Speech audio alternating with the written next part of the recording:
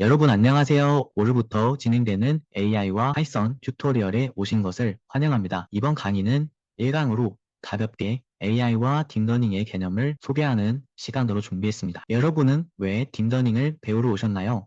딥러닝이 최근 가장 주목받고 있는 기술 중 하나라는 사실 잘 알고 계실 텐데요. 오늘 이 자리에서는 딥러닝이 무엇인지 또 왜 중요한지를 함께 알아볼 예정입니다. 그럼 본격적으로 이야기를 시작하기 전에 지능이라는 단어의 의미를 생각해 보겠습니다. 과연 지능은 무엇일까요? 우리는 지능을 어떤 능력으로 정의할 수 있을까요? 지능을 조금 더 구체적으로 정의하면 미래 의사결정에 영향을 미칠 정보를 처리하는 능력이라고 할 수 있습니다.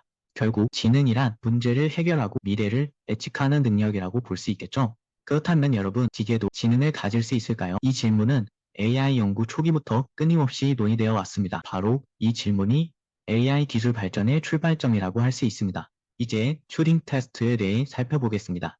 튜링 테스트는 기계가 지능을 가지고 있는지를 확인하는 유명한 실험 방법인데요. 간단히 말하면 인간 질문자가 상대가 컴퓨터인지 아닌지를 구별할 수 있는지를 테스트하는 과정입니다. 튜링 테스트의 구조는 이렇게 되어 있습니다. 질문자는 인간과 컴퓨터, 두 응답자 중 어느 쪽이 인간인지를 구분하기 위해 질문을 던집니다. 질문의 예는 어떤 날씨를 좋아하나요? 또는 언제 가장 행복한가요? 같은 자유로운 질문일 수 있습니다. 만약 질문자가 A가 인간이고 컴퓨터라는 점을 확실히 구분한다면 이 경우 튜링 테스트를 통과하지 못한 것. 반대로 질문자가 A와 B 중 누가 인간이고 누가 기계인지 구별하지 못한다면 이 기계는 튜링 테스트를 통과한 것으로 간주합니다. 이것은 기계 어느 정도의 지능을 가지고 있음을 보여주는 중요한 기준입니다. 이제 본격적으로 딥러닝이란 무엇인지 알아보겠습니다. 딥러닝은 인공지능의 하위 분야로 여러 층으로 이루어진 인공신경망을 활용해 이미지, 음성, 자연어 같은 복잡한 데이터를 처리하는 기술입니다. 이 기술이 왜 중요한지는 강의 후반부에서 더 자세히 다뤄볼 예정입니다. 그 다음은 AI의 발전 과정에 대해서 살펴보겠습니다. 7년은 AI 역사에서 중요한 해였습니다. IBM의 딥블루 체스 세계 챔피언 가리 카스파로프를 상대로 승리하면서 기계가 인간을 능가할 수 있음을 보여준 해였죠. 참고로 체스 첫 번째 수의 경우의 수는 약 400가지이며 두 번째 수는 19만 가지, 세 번째는 무려 1억 2,100만 가지에 달합니다. 이런 복잡한 경우의 수를 계산한 딥블루는 AI 기술의 가능성을 증명했습니다. 2012년 IBM의 또 다른 AI 왓슨이 퀴즈쇼 제퍼디에서 인간 챔피언들을 이겼습니다. 체스와 달리 제퍼디는 실시간으로 언어를 분석하고 답을 찾아야 하기 때문에 더욱 어렵습니다. 이로써 AI는 단순한 계산을 넘어 언어 이해와 문제 해결 능력을 보여주기 시작했습니다. 2016년은 AI 기술의 새로운 도약을 알린 해였습니다. 구글의 알파고가 바둑 세계 챔피언 이세돌 구단을 상대로 4승 1패로 승리죠. 바둑의 경우의 수는 체스보다 훨씬 많습니다. 단순히 첫 수부터 모든 가능성을 계산하는 것이 아니라 직관적이고 전략적인 판단이 요구됩니다. 알파고의 승리는 AI 인간의 학습 방식 비슷한 패턴을 학습할 수 있다는 것을 보여주었습니다. 최근 2024년에는 오픈AI의 모델이 물리학, 생명과학 등의 박사 수준 시험에서 인간을 능가하는 성과를 보여줬습니다. AIM이 코드포시스 그리고 다이아몬드에서 인간보다 높은 성과를 기록했죠. 이는 AI 고도화된 사고 능력을 가지고 있음을 의미합니다. 그렇다면 2030년에는 AI 어떤 발전을 이루게 될까요? 앞으로 AI는 단순한 도구를 넘어 우리 삶에 더 깊이 통합될 것입니다. 여러분은 AI 미래를 어떻게 보시나요? 다시 돌아와서 딥러닝이 왜 중요한지를 생각해 봅시다. 딥러닝은 사람들이 겪는 불편한 문제들을 해결하기 위해 등장했습니다. 의료, 쇼핑, 교육 등 다양한 분야에서 딥러닝은 혁신을 일으키고 있습니다. 예를 들어 의료에서는 암 진단의 정확도를 높이거나 새로운 바이러스에 대응할 수 있는 적절한 약을 개발할 수 있습니다. 쇼핑에서는 내가 원하는 조건에 맞는 제품을 더 쉽게 찾을 수 있습니다. 교육에서는 기출문제를 풀어줄 뿐만 아니라 학생에게 맞는 맞춤형 학습을 제공할 수 있습니다. 딥러닝을 이해하려면 먼저 가장 기본적인 형태를 생각해 봅시다. 우리는 현실 세계의 문제를 수학적으로 모델링 할 때 입력을 함수 통해 출력으로 변환합니다. 예를 들어 x값 1을 곱하고 3을 더하면 결과값 y가 됩니다. 이처럼 간단한 수식을 통해 입력 출력 간의 관계를 나타낼 수 있죠. 이제 이를 조금 더 확장해 볼까요? 현실에는 단순한 수식으로 설명할 수 있는 복잡한 구조를 가지고 있습니다. 우리는 입력 데이터와 출력 데이터 사이의 복잡한 패턴과 규칙을 이해하고 싶습니다. 이때 사용하는 것이 바로 딥러닝입니다. 딥러닝은 수많은 뉴런, 연결된 형태의 네트워크, 즉 인공신경망을 사용합니다. 이 신경망은 입력 데이터를 여러 단계의 계산 과정을 거쳐 최종적으로 의미 있는 출력을 만들어냅니다. 딥러닝은 단순히 입력을 받아 출력을 생성하는 것이 아니라 스스로 데이터를 학습하여 복잡한 패턴을 이해하고 미래를 예측할 수 있습니다. 예를 들어 날씨 데이터를 분석하여 기상 예측을 하거나 의료 데이터를 기반으로 질병을 진단할 수도 있죠. 이처럼 딥러닝은 현실 세계의 복잡한 문제를 해결할 수 있는 강력한 도구로 자리 잡고 있습니다. 딥러닝의 힘은 단순히 데이터를 처리하는 것에서 끝나지 않습니다. 인공지능 모델은 인간이 상상하지 못한 방식으로 창의적인 결과 만들어낼 수 있습니다. 한 예로 AI에게 미래에 대해 알려줘 라는 질문을 입력으로 제공하면 딥러닝 모델은 스스로 학습한 방대한 데이터를 바탕으로 아이디어를 제시합니다. 이것은 단순히 입력과 출력의 관계를 넘어서 데이터를 통해 새로운 통찰력을 제공하는 과정이라고 볼 수 있습니다. 여기서 보이시는 이 글, 그 예 중 하나로 AI가 학습한 데이터에서 예측한 미래의 모습입니다. 또 다른 사례가 있습니다. 달에서 우주행사가 말을 타고 있는 모습이라는 입력을 딥러닝 모델에 제공했습니다. 딥러닝 모델은 이 비현실적인 상상을 기반으로 한 이미지를 출력했습니다.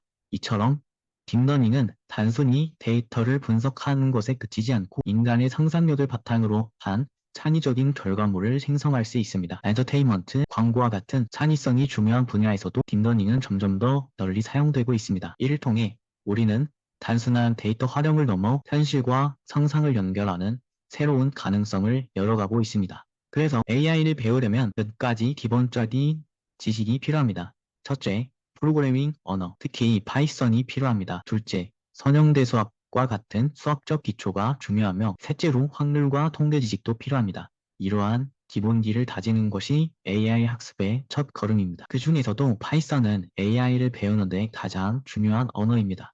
여기 보시는 것처럼 파이썬은 간결하고 읽기 쉬운 문법을 가지고 있어 학습에 매우 적합합니다. 또한 풍부한 라이브러리와 생태계를 갖추고 있어 데이터 분석과 AI 개발에 필수적입니다. 이제 프로그래밍이란 무엇인지 살펴보겠습니다. 간단히 말해 프로그래밍은 문제를 해결하기 위해 처리 방법과 순서를 기술하여 컴퓨터에 명령을 내리는 작업입니다. 예를 들어 테이블을 조립하는 방법을 단계별로 설명하는 것과 비슷합니다. 만약 설명이 잘못되었다면 테이블을 올바르게 조립할 수가 없습니다. 프로그래밍으로 어떤 문제를 풀 수 있을지 예를 들어보겠습니다. 유클리드 알고리즘을 사용해서 두 숫자의 최대 공약수를 구하는 방법을 살펴보겠습니다. B가 주어졌을 때 나머지가 0이 될 때까지 A를 B로 나누는 과정을 반복해서 최대 공약수를 구합니다. 이렇게 논리적이고 체계적으로 문제를 해결하는 것이 프로그래밍의 핵심입니다. 그렇다면 왜 파이썬을 선택해야 할까요? 파이썬은 간단한 문법과 풍부한 라이브러리로 유명합니다. 특히 AI, 데이터 분석, 머신러닝 등 다양한 분야에 걸쳐 최적의 도구를 제공합니다. 파이썬의 강력함은 그 생태계에서도 확인할 수 있는 판다스, 넘파이, 텐서플로, 파이토치 등 다양한 라이브러리를 통해서 데이터 과학, AI 모델 개발, 데이터 시각화를 쉽게 수행할 수 있습니다. 파이썬의 가장 큰 장점 중 하나는 가독성과 간단한 문법입니다. 파이썬은 정말로 읽기 쉽고 쓰기 쉬운 언어입니다.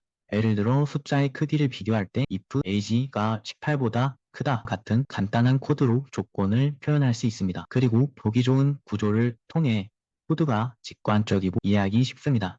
또한 파이썬은 복잡한 기호가 없는 문법을 사용합니다. 예를 들어 리스트에 요소를 추가할 때도 numbers.append로 간단히 표현할 수 있습니다. 마지막으로 불필요한 설명 없이도 sum 같은 함수를 활용해 간결하게 코드를 작성할 수 있습니다. 이러한 이유로 파이썬은 초보자와 전문가 모두에게 사랑받는 언어입니다. 이제 우리가 배울 내용들을 살펴보겠습니다. 첫 번째로 파이썬 기초부터 시작해서 데이터 과학과 AI 프로젝트까지 배웁니다.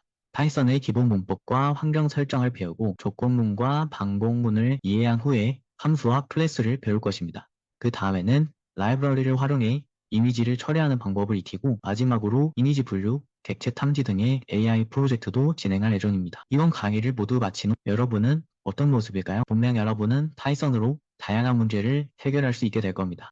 파이썬을 활용해서 간단한 문제를 풀 수 있게 될 겁니다. 예를 들어 최대 공약수를 구하는 프로그램을 만들거나 간단한 챗봇을 만들어 특정 질문에 답할 수 있도록 하는 것도 가능합니다. 또한 숫자 맞추기 게임 같은 재미있는 프로젝트도 만들 수 있습니다. AI 모델을 활용해서 자신만의 프로젝트도 만들 수 있습니다. 예를 들어 나만의 책 읽어주는 AI를 만들거나 이미지에서 사람을 찾아 자동으로 모자이크하는 모델을 구현하거나 인물의 눕기를 따는 프로젝트도 가능합니다. 수업을 들으시면서 여러분에게 당부드리고 싶은 말이 있습니다. 오늘 이 자리에 앉아있는 여러분들은 이미 정말 대단한 열정을 가진 분들입니다. AI를 배우는 것이 어렵더라도 괜찮습니다. 모든 것을 이해하기보다는 익숙해지는 것이 중요합니다. 컴퓨터공학을 전공하는 대학생들도 AI를 배우는데 어려움을 겪고 있습니다. 따라서 이 수업을 통해 내가 정말 재밌고 생각만 해도 가슴이 뛰는 분야를 찾아보세요. 이제 개발 환경을 이야기해 보겠습니다. 오늘 수업에서 사용할 개발 환경은 구글 콜랩입니다. 구글 콜랩은 구글에서 제공하는 무료 클라우드 기반 주피터 노트북 환경입니다. 여러분은 구글 계정으로 로그인만 하면 언제 어디서나 파이썬 코드를 작성하고 실행할 수 있습니다. 콜랩은 설치가 필요 없고 인터넷만 있으면 사용 가능합니다. 또한 무료로 PU를 제공하여 고급 딥러닝 프로젝트도 쉽게 실행할 수 있습니다.